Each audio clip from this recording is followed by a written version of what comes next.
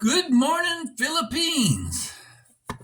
Well, it's Monday, and the kids still aren't back in school full time. But anyway, here on this channel, I try to find something that's new and different and not the usual stuff. I don't have any vendettas against any other bloggers or want to gossip about them. If I'm going to talk to them, I'll talk to them collectively unless there's a predator. So if you're interested in something new and different here in the Philippines, please like, share, and subscribe, and share with your neighbors. That'll be the only way this channel will grow and ensure its survival. So, right off the bat, I want to thank the Philippine National Police, their anti-cybercrime unit, for arresting over 143 individuals, including some popular bloggers, for illegal activity here in the Philippines. The message the police had to you in the internet community is to think before putting things online and respect other people's privacy. A lot of that is just being spread around willy-nilly. A few years ago, they arrested a German blogger for trying to exploit a young person. And there's been other incidences of people just getting out of hand. So let's put a handle on that. And whether that can actually happen or not, it remains to be seen. Because basically, I find that there's two types of expats that come here. You have basically your Sigma males who just want to be left alone and do their own thing. And there's others that are predators. Most of the Sigmas don't want to even bother with a blog. A lot of them say you got to be crazy to expose your public life to that. And while largely most of my life I've tried to maintain some privacy, there's times when I feel I have to step out and step to the fore. And I'm getting older now, so I'm happy to share some of my experiences. If it helps some younger men out, then that's fine. But there are predators out there who never had much success in their own life and came from one failure to the other. If you look back into their history, and you find some of them are quite successful bloggers here. What do people call them? They call them internet beggars, not blogger beggars or something like that. Yeah, they'll come out there and they're always asking you for money, and they'll look for ways to exploit every angle. Recently, a few of them are telling you about budgets and whether you can afford to live in the Philippines. I wouldn't listen to any of them. Certainly not if you've got a precondition, like you're a wounded vet or something like that, and you're paying for home care, for therapy and stuff like that in the States, even in Canada. The average in-home care person in Idaho, for example, is $28.50 US per hour. In Virginia and Texas, it drops a little to $22 per hour, but that works out to about more than $4,500 a month just for your in-house care. Now, when you consider you can get a registered nurse here in the Philippines for 120 pesos an hour, which basically is like $2.50 an hour, which is like 1/10 of what you're paying in the States.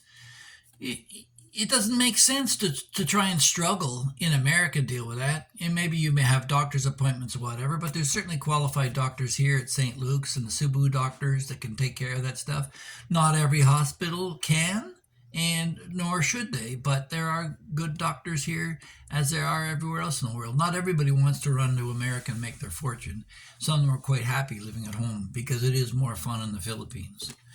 So, yeah, if you're looking at a cold winter and having to pay for keeping yourself warm and having to drive to and from the grocery store every week to get your groceries and pay for the high cost of groceries and gas and everything else, it just doesn't make sense. Gas here is about 68 cents a liter. I just filled up my Wego. It was bone dry empty, and it was 1,500 pesos, which would be what, 25, about $37.50 or something like that, Canadian, to fill it up. So, yeah, my F-150 pickup in Canada would be a couple of $100 to fill up, and I have to drive much further. First of all, the whole design of the Philippine communities, for the most part, they have sari-sari stores and calendarias and places. There's all kinds of little shops that you can buy food and supplies from without having to travel to a big center. There's some adaptation of getting used to the Philippine way of life, but rice is rice. It's everywhere. So you don't have to own a vehicle here. You can simply take a tricycle, which is a gas-powered tricycle. The guy drives you around, and it'll cost you maybe $1 to go somewhere. And if you drove somewhere every day of the week, you had to take the one to get to your local store. It costs you like $30 a month. That wouldn't even cover half your insurance costs of a vehicle in the States. And you don't have to worry about the driving because they know the roads and they know where to go and they know how to deal with it. So, yeah. So there's from the transportation aspect, from a physical incapacity. I mean, I meet guys all the time in the resorts. They live in the resorts in Bohol and Bantayan and other places where they live there year round, and they've got a full-time therapist that comes in. They get a massage every morning, and they feel great, and it's the best move in their lives. Now, I'm not promoting this for everyone, okay? Because first of all, I don't want half of what comes over here to come over here. First of all, you've got the sexpats. They're cruising around. You'll see them. It just jumps out at you. You see their blogs and there's pictures of girls in scantily clad clothing, and they use pretty girls at every turn to promote their viewership. But you don't see much of that on me. I'll show my beautiful wife sometimes on Facebook, but anyway, that's just me gloating. But for the rest of it, yeah, I don't need to know the intricate details of your dating life and how you score and how you don't and how easy the girls are. There's a lot of that going on. A lot of these bloggers, they're just traveling around and looking where their next score can be on the claim that they're looking for their dream girl or their wife or whatever. If you're in the market for a wife, you can start online. You don't have to be here and get to know her online. If she's asking for money and red flags are popping out left and right, you know to weed her out. You don't have to be sending her money from America or Canada or US or Australia or anywhere in the world. You don't send her money when you haven't even met her. And some guys are suckers. They do that. And one thing you'll never see much of here, well, I won't say never, it could change in the future if the culture changes, are Caucasian women. There's very few and far between. There's some that are married that come here and are settled with their husbands if they're in stable relationships, and they believe in the sanctity of marriage and fidelity. They can adapt to the culture. But for the most part, a lot of Western women still want to play around, play games with men, and men who have had enough of that crap come here for the purpose of getting away from them. The other day I saw one from Quebec smoking her cigarette with her tattoos up down, half her boobs hanging out, and sitting at the bar having a beer with her boyfriend. And I felt sorry for the guy, but anyway, they were there for a wedding off to Sargao. Good luck to you. So, yeah, you see that, and then you wonder about the crap that's coming here. So, you'll see a lot of these guys saying, is $1,000 enough to live here or not? You know what? If it's not enough to live here, it sure isn't enough to live in the States. I don't care what your condition is. You can live anywhere. You can live in sunny Florida. Your groceries, your gas bill, all that's going to be more than anything it's going to cost here. So I would just discount all that. First of all, a lot of these guys came from nowhere themselves and have never been able to save a dime. And they can sit there with their spreadsheets and try and explain how much they spent on cigarettes and gas or alcohol or whatever. Things that that you won't. They're not basics of life, but if you're that inclined and you want to booze up, I can get the whole barangay drunk for the cost of my bar bill in one night in Canada. Booze is cheap here. Cigarettes are cheap. You can roll your own.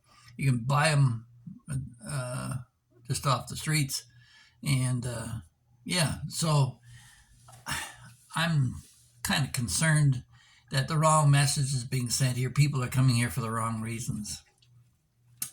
Not sure. I don't want to see a bunch of alcoholics rolling in here, and a lot of us are. I mean, I've been there. I haven't touched booze for 10 years, and others for much longer than that.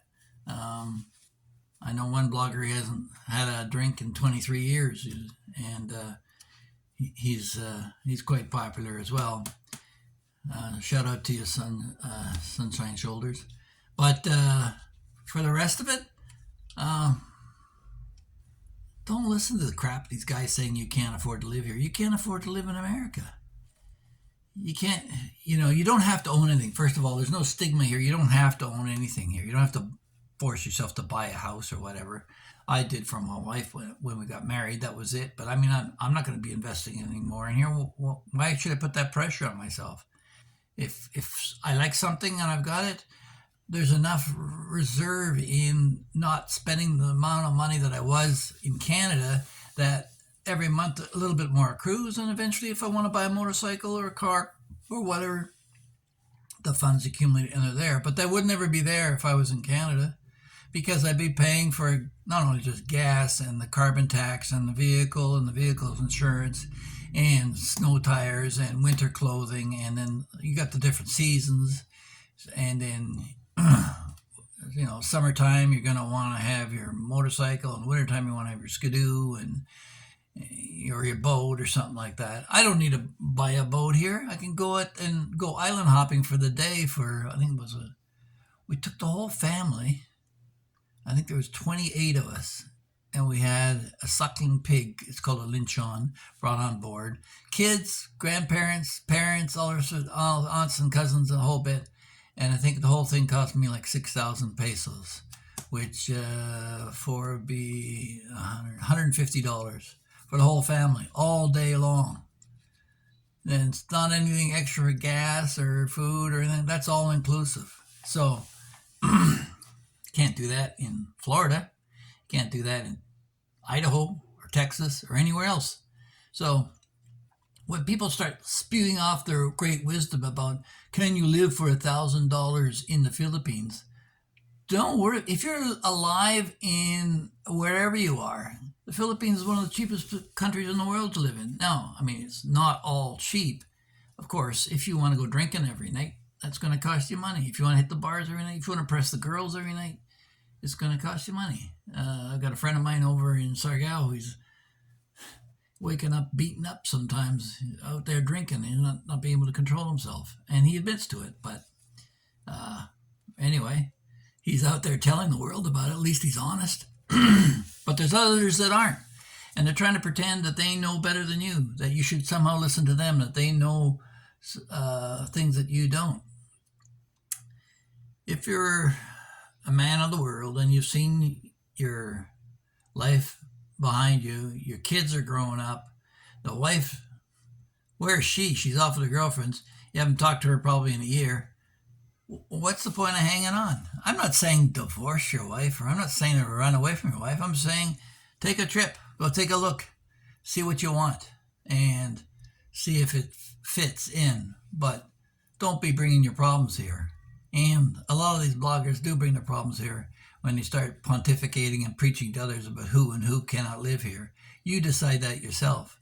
But I'll tell you, in terms of being able to afford it, if you're living on social assistance under a bridge in Canada, you're going to be living a lot better here on a beach side, not freezing your ass off every winter. So the only thing you have to worry about is make sure your visa's current, and you put aside like $30 a month for that, and that should cover it for the year. And every 3 years you have to vacate the country and come back again. You can do that overnight. Just scoot over to Singapore and come back for a couple $100, and you're done for another 3 years. those are the games. We used to do visa runs in Thailand, going to Laos, take a bus, go to the border town there, and scoot on back after a period of time to requalify for visas. That's part of it. And when you come here, you're going to either have to have a return ticket or what they call a throwaway ticket, and make sure you got a ticket off to Singapore. I think it was like $60 for me last time. Turns out I didn't even need it because the wife was with me, and if you're married to a Filipina, you can come for a year, no problem, without anything else required. So don't let them tell you what to do. You do what you want. Now, I shouldn't have to tell. If you're a Sigma male, you don't need it. You're going to follow your own path anyway. But there's a lot of guys who are alphas who need to know before they make the leap and what they're going to do. So there you go. And the betas, well, they're going to stay home anyway, and they'll never have the courage to step out of from under the covers. So yeah, no reflection on you guys. That's just the way life treated you and how you reacted to it. We're all victims of our own handicaps, myself included.